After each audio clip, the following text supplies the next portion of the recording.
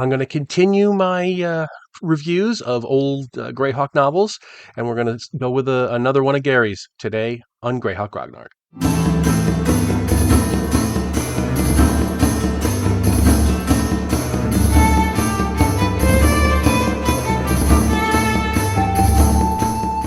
So today we're going to be talking about Sea of Death by Gary Gygax. This is the third in the Gord the Rogue series of novels, and the first one published by New Infinities. This came out in 1987 after Gary had been cashiered from TSR. So this was done under there was an agreement that he could take certain IP with him when he left the company, and Gord the Rogue was one of them, and I'm so very glad for that. This picks up a ways after the second book, Artifact of Evil, and finds Gord in the Backloonish lands, the Western Flyness, mooning after a dancer, as he is wont to do. But it gives us some really great insights into Backloonish culture and little tidbits here and there, and some very big things as well. It's really a great showcase of how Gary wanted to see the Backloonish lands presented, especially the paintings and so forth. But what really, in my mind, sets this book on another level is the insights it gives you into the inner workings of the evil guys. Because there's no shortage of villains in this book. We have Ayuz, we have Zuktmoy, we have Igwilv, we have Grost, we have Iklavdra, Obmi. There's just a ton of villains in here. And the setup is that they're looking for the second part of the Artifact of Evil that will free Tharizdun. And so the two of the evil factions are setting up a contest to see who can get the second part, which is contained in what's called the City Out of Mind. And that's the same thing as the Forgotten City in the middle of the Sea of Dust, the former capital of the Sul Imperium that was destroyed during the reign of colorless fire. And we have the one faction with Ayuz and them on one hand, and then we have Grast on the other, going after the artifact. They're coming at it from two different directions, and Iklavdra is running one thing, and Obmi, who is restored from being an especially ugly toad, is now leading another one. He's given more magical weapons and so forth. But in and amongst all of this is also Gord, who is now much more powerful. He's being groomed to be a big champion of neutrality. He's been given magical powers both by the Cat Lord and by Basiliv, who is the demiurge who runs the Valley of the Mage in this continuity. It's very different than the published TSR continuity, where we have a completely different Valley of the Mage. So this is the first time when this reality diverges from the published canonical reality. So it's forming its own canon on its own kind of branch. But that's a whole nother story. So, they go through a lot of adventures, obviously. They find the city. It's inhabited. Spoilers, lots of spoilers for a book that's almost 30 or 40 years old.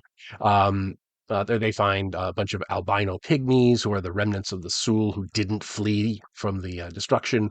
They're being served by albino apes. It's all underground. They have this big temple where they worship the second Theorpart, which it's called.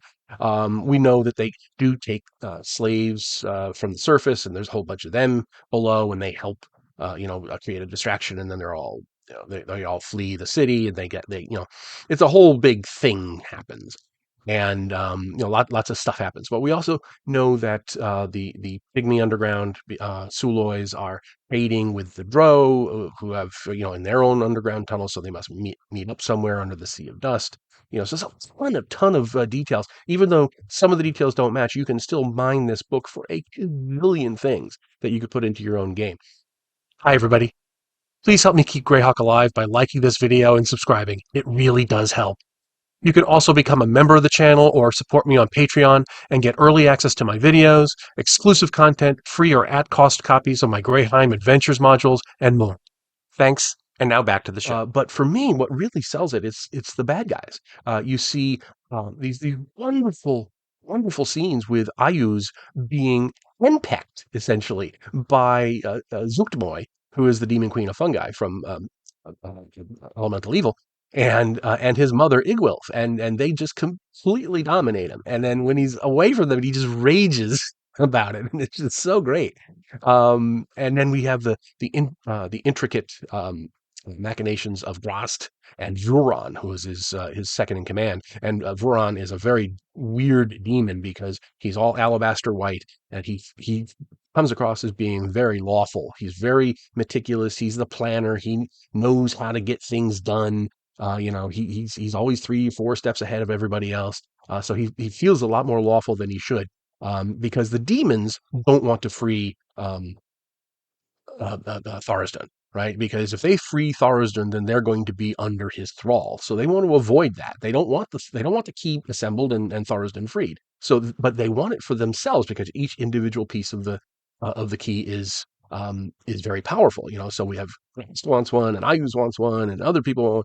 But you and so they're playing this dangerous game, and then you also have Anthraxis, who is the master of the daemons of Hades, and he does want to assemble the Fear part and free Tharizdun because he figures because he's in the center, he's in the middle of evil. He will be very high in the new order of evil under Tharizdun. So we got all this great, wonderful stuff. All you can use all that politicking, all that infernal, under lower planes politics. You can absolutely take all of that stuff and add it into a campaign. It's really, really great.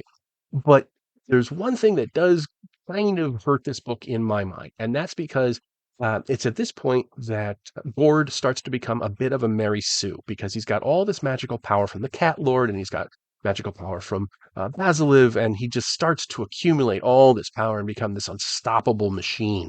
And this is the first time we really get an inkling of that. And I think it kind of harms the story, not only in this book, but going forward. But anyway, if you could find this book, do get it because it is amazing. Tons of stuff to use. Even if there's a few couple flaws in here that don't make it quite as good as Artifact of Evil, there's still it's still a great, great thing. So do pick it up. Let me know what you think of the comments. Are you a fan of this book? Do let me know. Hope you're all having a wonderful day, and I will talk to you all later. Thanks for watching today's video. Please remember to hit the like button and subscribe to the channel. Below you'll find links to my Patreon, which helps make these videos possible. You'll also find the web store where you can buy my books, and my blog where you'll find all sorts of free downloads and other articles. Thanks, and have a great day.